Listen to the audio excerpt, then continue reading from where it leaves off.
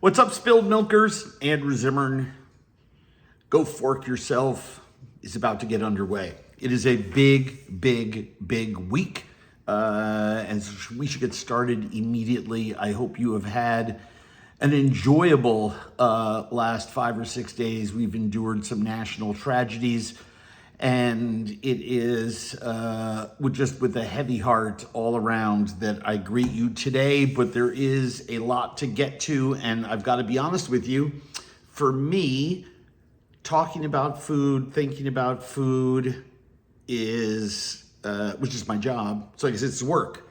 Work is a great distraction because right now there's a lot to be really concerned about.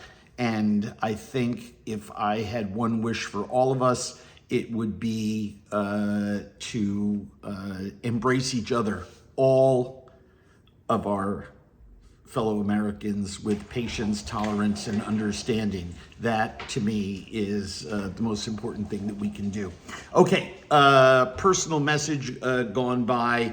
So much happening. Last week I wrote about over-tourism, and lo and behold, days after I talked about it, the New York Times chimed in with a fabulous article by a writer who is one of my favorites. We have the link down below. But it frames this conversation in a way that I hope everybody can understand. Americans only make up 7% of the population in Americans living abroad, make up only 7% of the population in Mexico. But the number has doubled, I think, over the last 5-6 years. Now, a lot of that is because of the exchange rate. A lot of that is because it's been, coming out of COVID and the economy issues, and a lot of Americans, more Americans than ever, seemingly want to have a second home outside of the country. But what it's doing to the Mexican food scene is absolutely incredible. And as I mentioned before, whether it's queuing up for a line to get a gondola in Venice or finding 1,000 other people on the beach next to you in Bali, how about, walking down the street in a neighborhood in Mexico trying to find real Mexican food, only to find Mexicans complaining that the chefs and restaurants are cooking for foreigners, tamping down the authenticity of the food, something that I long to travel for. And at the same time, American-style coffee shops overcharging for a cup of percolated coffee and for a croissant are edging out traditional Mexican breakfast spots, etc. It is really an amazing thing that's happening in cities all over the world, and I encourage you to realize it, recognize it. There are a lot of other places that one can travel to that aren't suffering from this over-tourism disease that I've been talking about for so long. And we should be endeavoring to go to those places. I have a great suggestion coming for you this week on Substack. The New York Times had a great article about ghee, something that I cook with occasionally, but ghee, which is an Indian fermented clarified butter that makes so many different dishes so delicious and unique and fully flavored. And my friend Romy Gill has a great article about that. It's something I think more Americans should be cooking with. CNN dug into the history of meat on a spit. I don't agree with everything they wrote, but that's the point of coming up with historical treatises on things that could have happened many different ways, right? What we do know for sure is that the most early forms of preserving meat were salting, spoiling, and smoking, not necessarily in that order. So it doesn't take long before you take an animal, whether it's a small bush animal or something larger, and run a stick through it and put it over fire. And I can practically guarantee you that's how it all started. But CNN has a really interesting article. I'm checking the link right now. It is not on their subscription page, but it really is, it all kidding aside. CNN brings, it's part of the CNN travel, not the news division. The idea of meat on a stick all the way through from, its origins to what shawarma and al pastor have in common. So there is a lot of really fun stuff in there to read if you're into that kind of thing. 7-Eleven is trying to export its Japanese fresh food models to the United States, and not a moment too soon. 7-Eleven in Japan, has some of the tastiest late night food that you can find. And yes, I am being 100% serious. And if you go to a 7-Eleven out in the countryside of Japan, far away from a city, you'll find owners who take as much pride in cooking fresh food for their customers as any Japanese restaurant in America does. It's really quite interesting. Taste wrote a great piece about broth, stew, and how we are being stew-fluenced. I don't necessarily agree with that. I think it's seasonal. Just look at everything that you've been reading over the last couple of months. I'm ready to put a tarp over the grill, right? I can't wait to get my braising pots out and start doing that. In fact, the other day it was really cold here. It's hot again in Minnesota. It's, 80 plus degrees and 80 plus percent humidity. Summer has returned and it's the middle of September here. But the other day it was 50 degrees and I made beef stroganoff and it was glorious. And you have that recipe back in the archives. But really, who doesn't want to be stew-fluenced at this time of year? Unless you're living in the southeastern United States or southwestern United States, I think it's a little too warm for that season. The Guardian profiled a chef who joined the Ukrainian army. And it made me think about service, quite frankly. As culinarians, people who work in food, we service other people. We're in the service industry. We practice the art and the craft, both of hospitality. And so, chefs are outspoken advocates for the causes they believe in, but they're also deeply committed to causes that sometimes would convince one to just pick up and head to a front line somewhere. It's a very moving portrait. There is a survey that revealed that consumers trust AI to help with food and agriculture policy and production. And I have to tell you, it is an area, science, that I think AI is uniquely designed for. I was speaking with my doctor actually about AI helpers reading x-rays and CT scans and things like that. And within a matter of a year, the AI is already assisting now, but within a matter of a year, hopefully it will bring healthcare costs down. Instead of a radiologist looking at scans, you will have an AI assistant looking at scans. And I think that is an area that is of extremely valuable use. Like all things with intelligence of any kind, artificial or otherwise, always good to have a second pair of eyes looking at it, in air quotes if you're just listening. But an AI assistant is capable of looking faster, deeper, longer, and with greater precision than a human being can. And when it comes to food and ag policy and production, if you want to crunch the numbers, you need to turn to a computer. So why is it that we would trust our laptops or some other more sophisticated piece of programming when in fact the most powerful tool could be an artificial intelligence model or bot? So I think that I certainly trust it to make a lot of decisions as long as there are human beings involved running the systems. I don't want to turn into what was that movie, iRobot, where I'm running for my life from robots. Second Maha report just came out.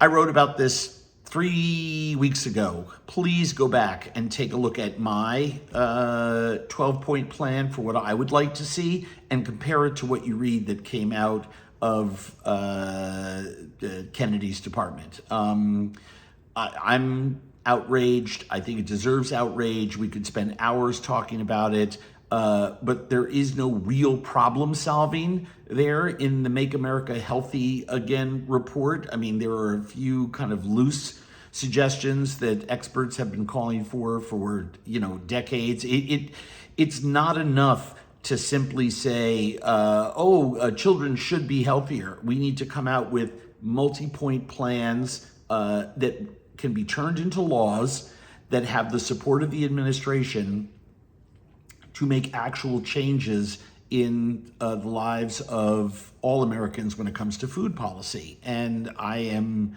just confounded it hasn't happened yet. Not fake news. I'm sure everyone has seen it. Van Leeuwen, a very rich, buttery ice cream company, and Carnival Cruise Lines partnered for an ad campaign featuring sunscreen-flavored ice cream. I mean, look, everyone loves to smell sunscreen. I mean, there's something tropical and appealing about it. So this is a natural. Have I tried it? No. Do I want to try it? Absolutely not. Food and Wine, a magazine I have a long-standing relationship with, came out with their 10 best new chefs. There are almost 400 of them selected since the magazine began. They represent a cohort of culinary brilliance that's quite impressive. And Hunter Lewis and his team at Food and Wine have made a decision to bind that cohort into a more powerful voice for all things culinary, and I think that is fantastic.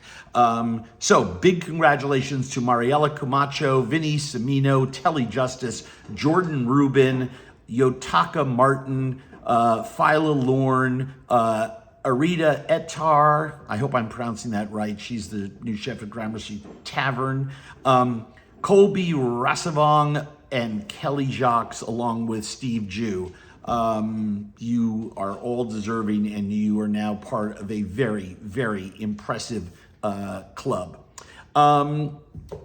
Closures. I've talked a lot about this over the last couple of months with you, but we've just seen a whole slew of closures here in Minnesota. Now, you have to remember, if someone is closing now, as you're about to head into their busiest season, you often see a lot of closures in February, March. People who are trying to get into the busiest part of the year where you would hopefully attract the largest volume of business, be able to make your greatest amount of profit, pay some bills, and if you felt your business was in trouble, you'd like to hang on till January, February. So closures now represent a real dangerous sign. Market Barbecue, a multi-generational barbecue restaurant here in Minnesota, closed. Now, here's my issue with Market Barbecue closing. Some restaurants close because they're not good anymore. Market Barbecue ceased to be good anymore. I've lived here for 34 years. I can tell you when I moved here, Market Barbecue was good. It was never great, in my opinion, but it was good.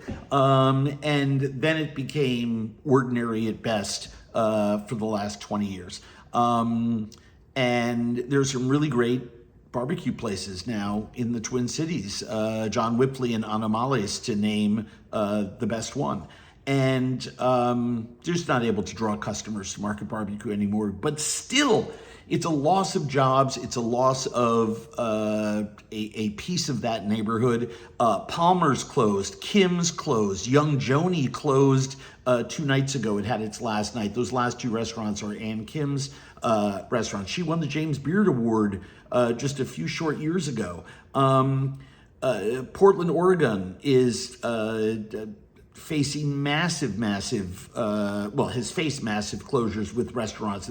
Prices in the Pacific Northwest for housing, especially in their downtowns and in and around neighborhoods that have a lot of well-known restaurants, are through the roof. And so the problem becomes, where do your employees live, right? So you have to keep paying them more and more and more to come a greater distance to work.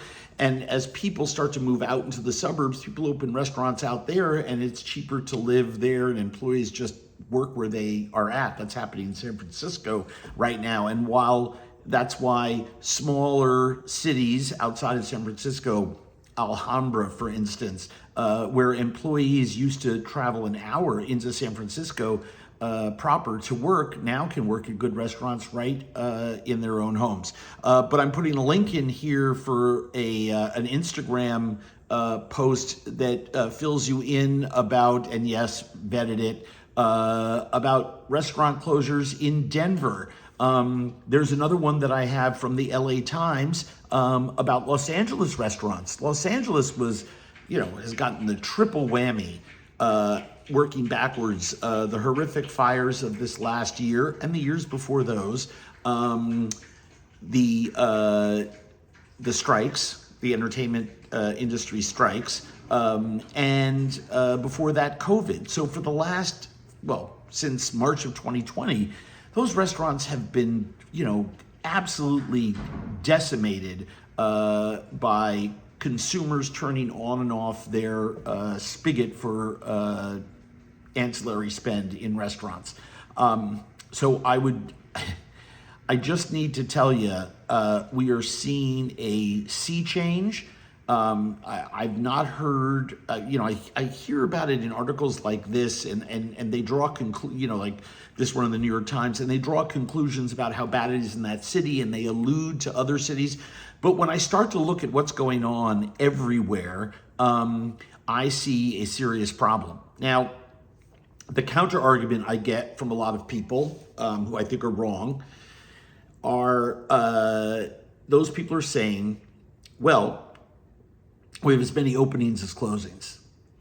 And that in some cases is true, but you have to look at what kind of restaurant is closing and where it's closing, and what kind of restaurant is opening and where it's opening.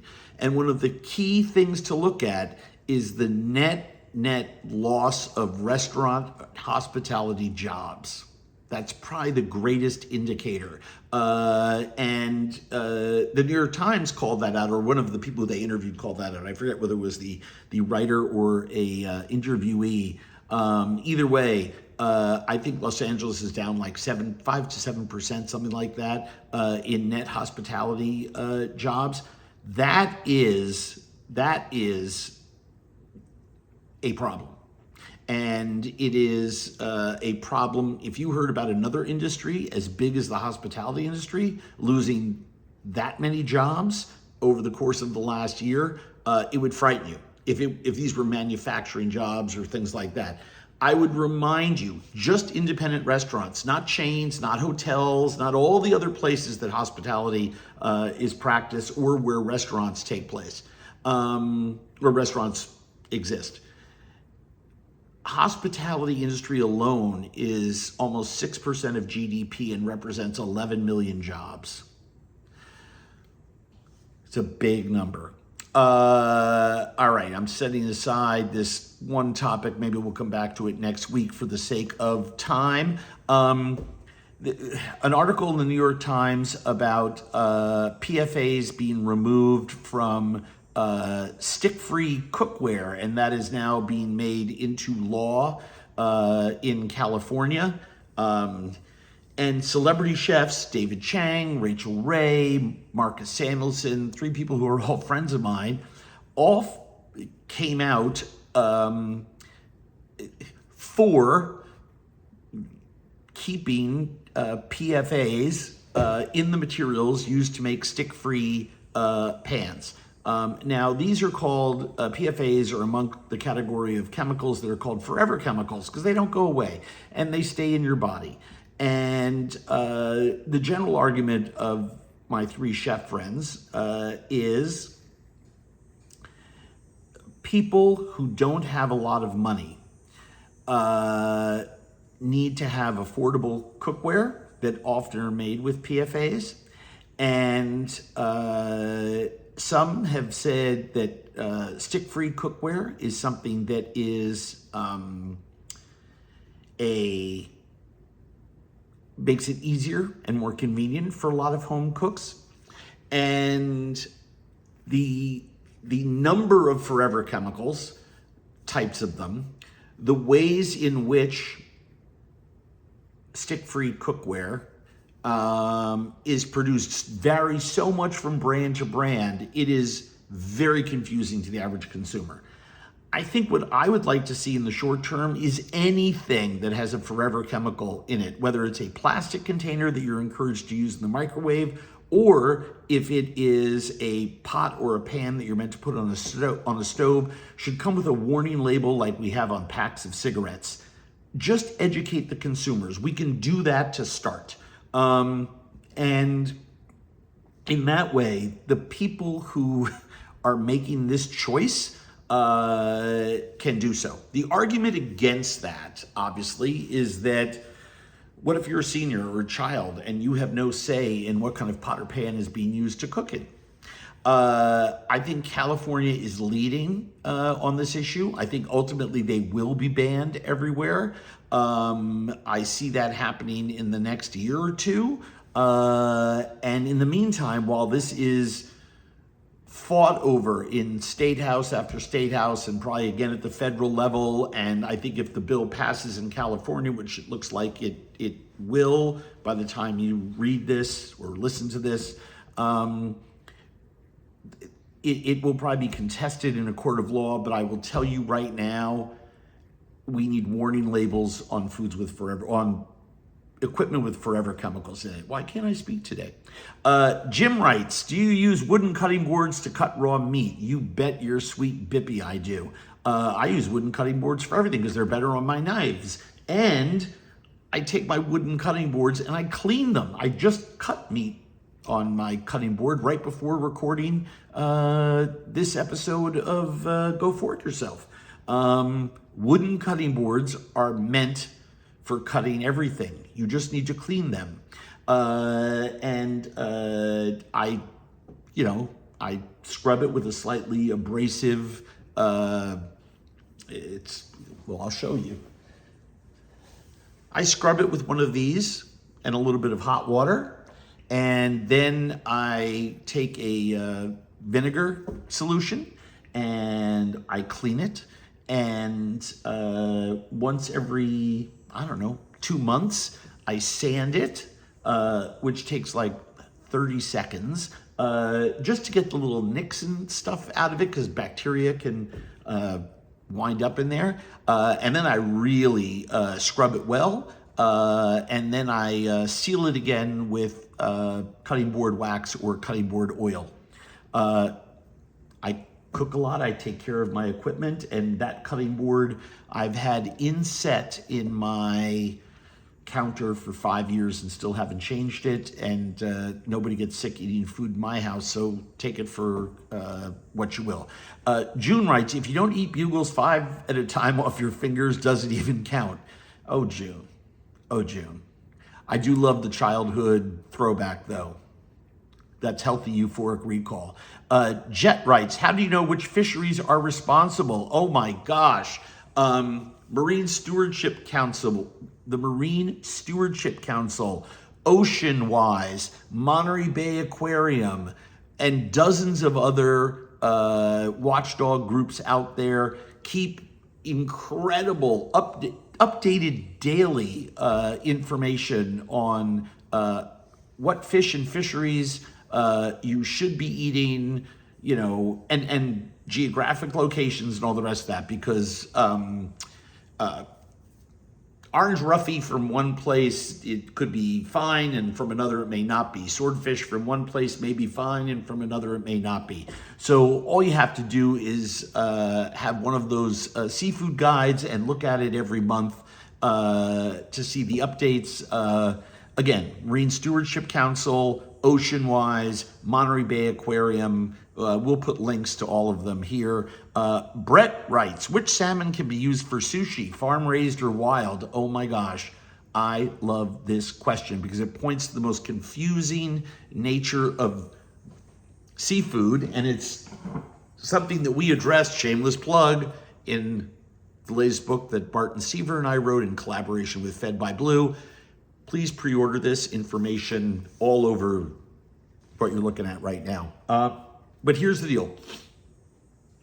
If you had wild salmon that you caught and you stored it improperly, froze some of it improperly, defrosted it improperly, eating it raw or cooked, still going to be spoiled, right?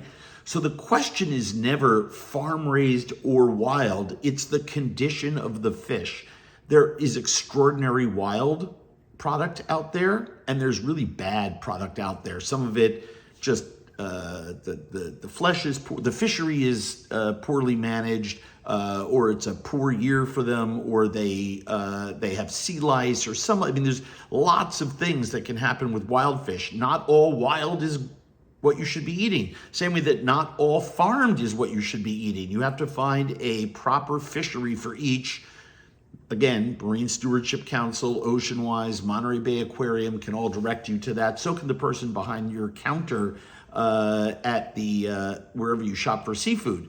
The most important thing when you're looking at raw fish is it sustainable, and what is the quality? And if it was sustainably caught and it is and it's fresh, you are good to go. And when I say fresh, you can. I mean, look, lots of sushi and lots of great Japanese restaurants comes in frozen and defrosted. So when I say fresh, I'm referring to, I guess I should be correcting myself, unspoiled, pristine in quality. If you have any doubts at all, cook it, right? I eat raw fish all the time that I buy at my seafood shop. I've eaten raw fish from my supermarket because, I asked the guy at the counter, I said, wow, that fish is actually with salmon. I said, that salmon looks great. He said, just got it in today. I said, can I see it? He holds up a fillet, big fillet. I leaned in, I took a smell, I could see where the fillet had been cut from the frame, that it still had a little bit of redness in the bloodline. It was beautiful fish. And I immediately bought it and cooked some that night, served some raw as well, little rice bowl sort of situation. Just make sure you're eating healthy, delicious, sustainable fish that is as pristine in quality as you would want. Any questions at all, don't eat it raw. And yes, MSC, Oceanwise, Monterey Bay Aquarium, and so many others have all kinds of information for you. Until next time, go fork yourself.